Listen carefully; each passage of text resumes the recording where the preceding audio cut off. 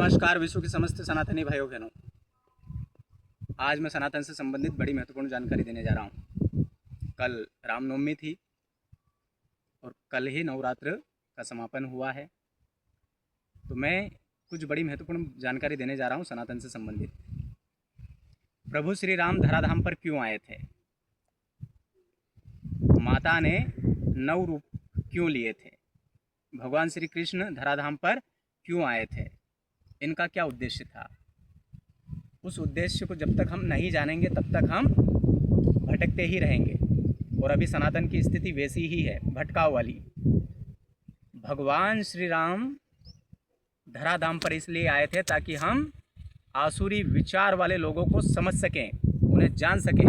वो विधर्मियों को बताने आए थे कि इस प्रकार के कृत्य करने वाला व्यक्ति विधर्मी होता है, चाहे वो किसी भी संप्रदाय में जन्म ले।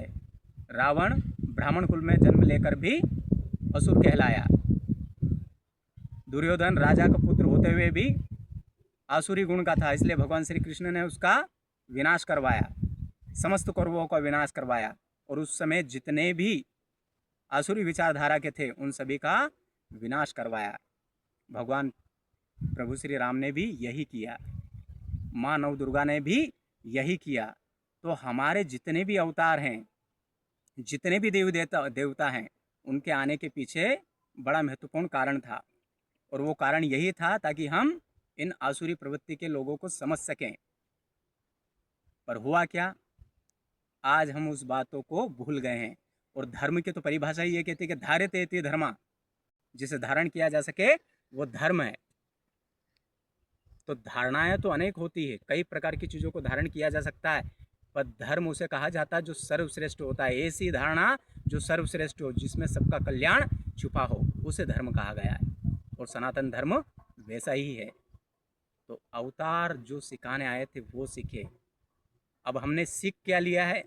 केवल पूजा, केवल जुलूस निकालना, बाकी हम कोई शिक्षा नहीं ले रहे हैं। इसलिए हम जगत में पीट रहे हैं, क्योंकि हमने हमारे परमात्मा का अनुसरण नहीं किया, हमने हमारे देवी देवता का अनुसरण नहीं किया है।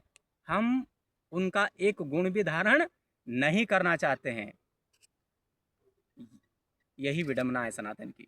तो सनातनियों को समझना पड़ेगा कि क्यों प्रभु आए थे, क्यों माताएं आई थी।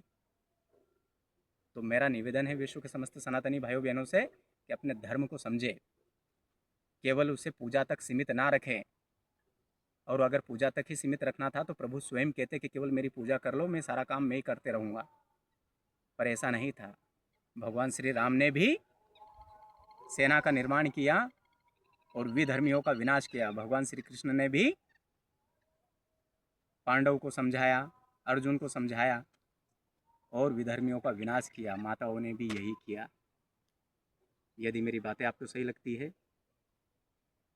तो मेरे प्रिय भाइयों बहनों, मेरे चैनल को सब्सक्राइब करें, लाइक करें, शेयर करें। और मुझे ये भूख नहीं है कि मैं इसके लिए वीडियो बना रहा हूँ। मेरा उद्देश्य है आप सनातन को ठीक से समझ सकें। जय श्री राम, राधे राधे, ओम नमः शिवाय।